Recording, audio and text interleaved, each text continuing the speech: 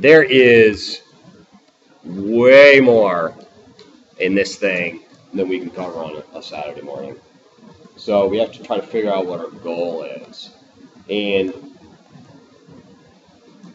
just going around the room, it seems like there are some of you who have taken it before, who've been experienced in studying, and then Mandy, for example, is just kind of getting into it. So what I want to give you guys are tools to use. I can't really go through every little nuance of every problem. I want to give you guys the tools so when you're studying or when you've already studied, you can apply those to different problems. Be like, oh, this is just like this other one because it's the same concept as we talked about before.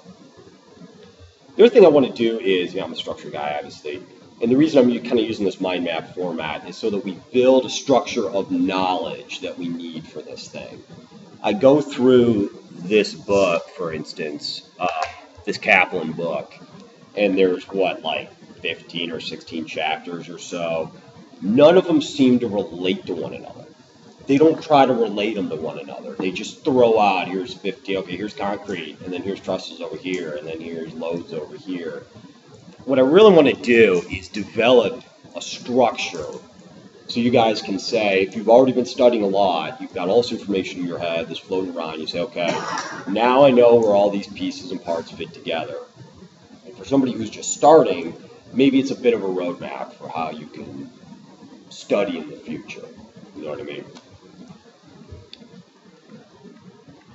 So this is going to be small for a second, but you bear with me. Here's kind of the roadmap that we're going to go through. There's 4 aspects here. With all these problems, it's going to deal with loads or analysis or design. Geometry is in there because you need the geometry to set the problem. So let's say I give you a beam with a certain loading on it, and I need to know what size steel beam I need. Okay, I've got loads because they're going to give me, I've got 1,000 pounds on that beam. I've got geometry, okay, it's a beam, it spans this far, it's got these types of supports. And what I'm looking for is design. I'm looking for the size of a steel beam. And this analysis engine, I'm going to call it, is what links the two. It's going to make a little bit more sense when we start talking about safety factors and things like that on the design side, but really I'd like to think about it in these terms. Geometry, from a practice standpoint, geometry comes from the architect and myself. So the architect develops the envelope. I will go in and start laying out structure based, like the vignette, based off of prior experience with loads and analysis design. I'll lay out the structure. So now I've got geometry.